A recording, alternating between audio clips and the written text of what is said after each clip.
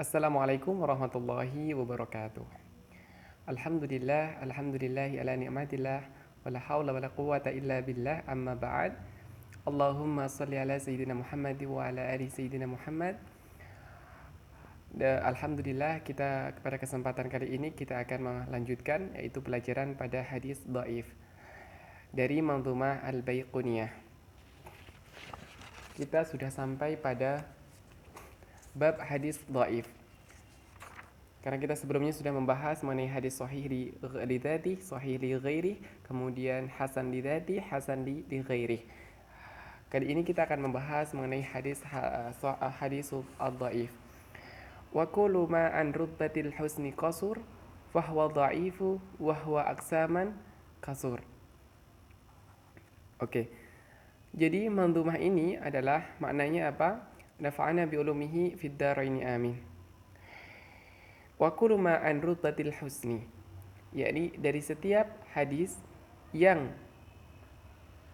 tingkatannya atau derajatnya itu lebih rendah daripada hasan, wasihati bil aula, yaitu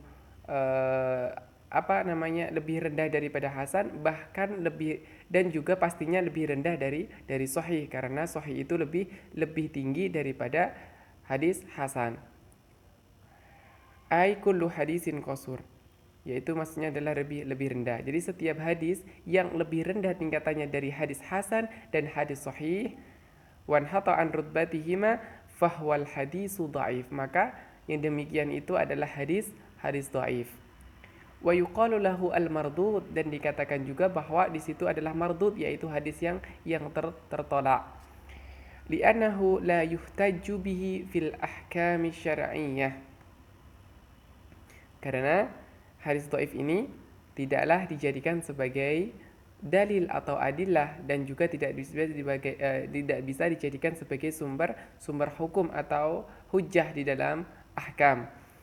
Wa huwa aqsaman ay bin nadhari ila aqsamihi kasur, dan dari hadis dhaif tersebut setelah diteliti ternyata memiliki banyak pembagian atau banyak macam. Awsalaha ba'dhum ila 300 wa ihda samanina la ta'ila tahtaha. Sebagian para ulama telah menelitinya bahkan sampai mencapai 381, dan tidak ada lebih daripada itu. Jadi paling banyak adalah 381. Mithaluhu hadisu anna Nabiyya sallallahu alaihi wasallam tawadhu'a wa masaha alal jawrabain, yaitu tatkala Rasulullah SAW berwudu, itu beliau mengusap dua jawrab. Jawrab itu adalah kaos kaki. Li'annahu yurwa an Abi Qaisin al-Adawi, karena di sini itu ada satu perawi, yaitu namanya adalah Abi Qaisin al-Adawi.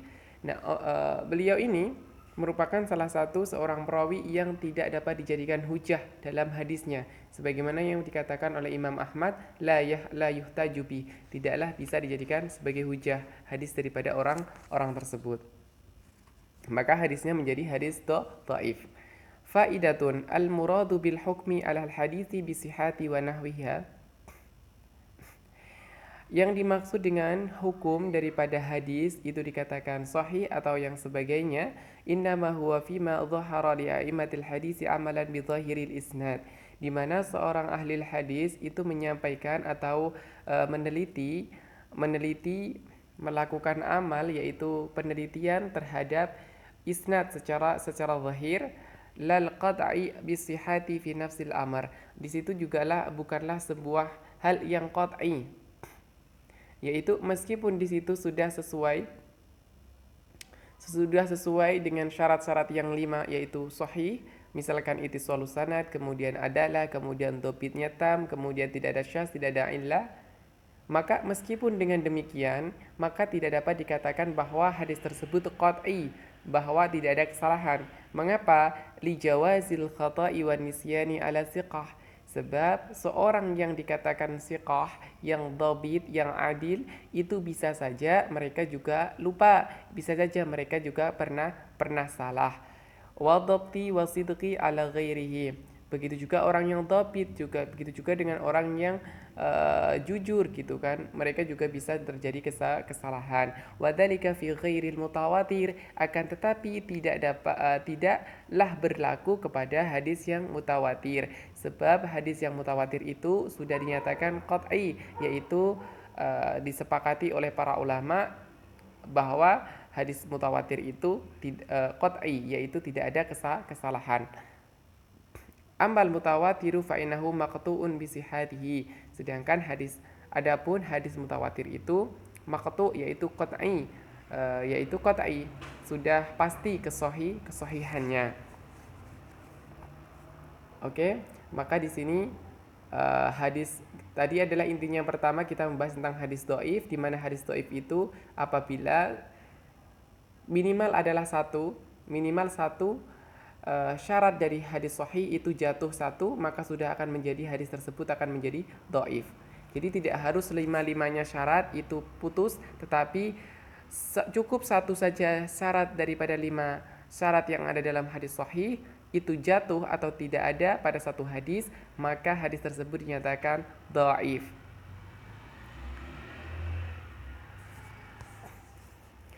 Nah, kemudian hadis dhaif itu sendiri nanti itu ada tingkatan-tingkatannya. Ada hadis-hadis dhaif yang bisa naik derajatnya sampai kepada hadis hasan li ghairi, bahkan ada yang bisa sampai kepada sahih li ghairi, tergantung nanti penempatannya. Ini masuk dalam bab mutabi dan syahid. Insyaallah kita akan membahas jika sudah pada saatnya, yaitu syahid dan mutabi. Di mana syahid dan mutabi ini adalah kekuatan yang datang dari perawi yang lain atau hadis yang lain, sehingga hadis tersebut menolong hadis-hadis yang sifatnya lemah. Tetapi tidak berlaku pada hadis yang dhaif jiddan atau hadis-hadis seperti hadis maudhu. Itu hadis maudhu tidak akan pernah selamanya mendapatkan pertolongan. Begitu juga dengan hadis matruk, begitu juga dengan hadis munkar, itu juga tidak akan dapat pertolongan. Atau hadis syaz atau hadis yang seperti itu tidak akan dapat pertolongan. Kemudian selengkapnya kita akan membahas tentang hadis al-marfu'. Maka kita cukupkan sampai sini untuk video hadis dhaif. Oke. Assalamualaikum warahmatullahi wabarakatuh.